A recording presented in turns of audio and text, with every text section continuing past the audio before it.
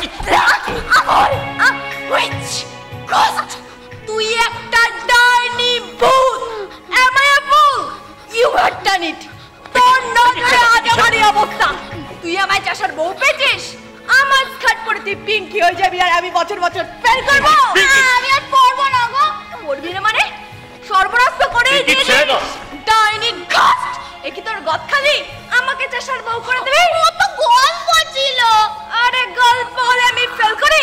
হিংসুটে, এরপর তুই নিজেই আমার হয়ে স্কুলে যাবি, কেউ হতে পারবে না। সবাইকে হিপনোটাইজ করে দিবি। আমি বাড়িতে বসে বাসন মাজবো, বুম্পাকে দেখবো। তুই আসলে কে? মা বাবা কেউ জানে না। তুই একটা ডাইনি ভূত। কলকাতায় ডাইনিগিরি করতে এসেছিস। তো গেছে এরপর লোকে তোকে পিঙ্কি বলবে আর আমাকে বলে ইউ আর ডাইং ইট। নাহলে মা আগের বছর আমাকে পড়াতে পারতো, এখন কেন পড়ে না? কেন আমার এরকম খারাপ রেজাল্ট হয় যা আগে কোনোদিনও হয়নি?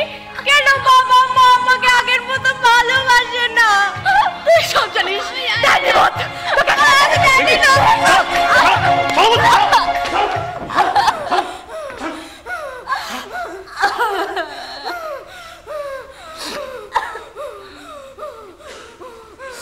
আজ সব ভূতত্বে কথা না বলাই ভালো। কি থেকে কি হয়ে যায় জানো? আজ এই পাড়ার বুড়োটা রেল লাইনে কাটা পড়েছে, সুইসাইড করছে বোধহয়।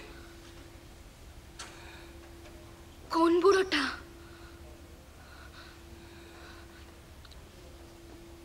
কোন বুড়োটা? ওই যে পার্কে বসে থাকতো, আমরা যাকে বলতাম বট গাছ। বয়সের গাছপত্র ছিল না।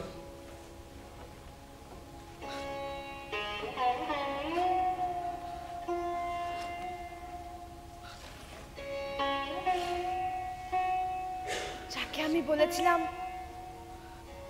just get out of this world, বলি? হ্যাঁ, যার নামে যেতে বলেছিলে বট গাছটারে নরক